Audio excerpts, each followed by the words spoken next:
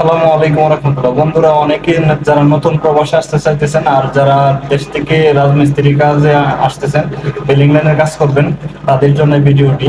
আপনারা দেশে রাজমিস্ত্রি কাজ জানলেও প্রবাসের যে তাবুক লাগাই সেই তাবুকের হিসাব না জানার কারণে আপনারা অনেকেই কাজ জানা সত্ত্বেও আপনারা টেরিয়ে কাজ করতে পারেন না, হেল্প করে করতে হয়।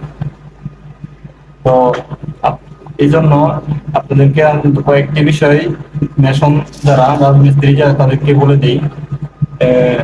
এই দেশে বেসিক কয়েকটি প্রশ্ন আপনাকে করবে, যে রাজমিস্ত্রি কাজ আপনি যদি জেনে থাকেন এগুলো বলতে হবে। তো এগুলোর মধ্যে হলো আপনাকে তাবুকের ওজন কতটুকু। আপনার মধ্যস্থাবকের ওজন হবে আপনার 35 থেকে 38 কেজি, আর গোল তাবুকের ওজন হবে 25 থেকে 30 কেজি, আর গোল তাবুকের মধ্যে আরেকটা আছে 10 সেন্টি, দেখতেছেন, এটা হবে আপনার 15 থেকে 20 কেজি, এরকম ওজনের ভিতরে থাকবে। এই বিষয়গুলো খেয়াল রাখবেন। আরেকটা হলো তাবুকের সাইজ 20 বাই 40 এরকমটাই থাকে, কিন্তু থাকে আর একটু কম, 2-4-5 মিলি কম থাকে। আর একটা হলো আপনার মিটারের মাপটা বরাবর বুঝে নেবেন।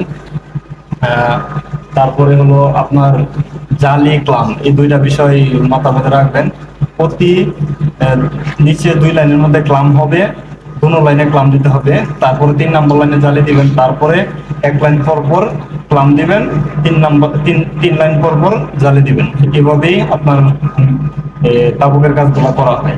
এই বিষয়গুলো আপনার খেয়াল রাখলে আপনি বিদেশে প্রবাসের যে কোনো দেশেই যান, আপনি মেশনের কাজ করতে পারবেন।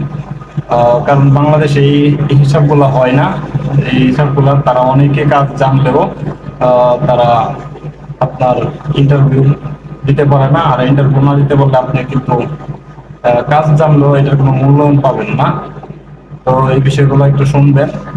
আশা করি বিষয়গুলো শুনলে ভিডিওটি আপনারা ভালোভাবে দেখলে সবাই উপকৃত হবেন।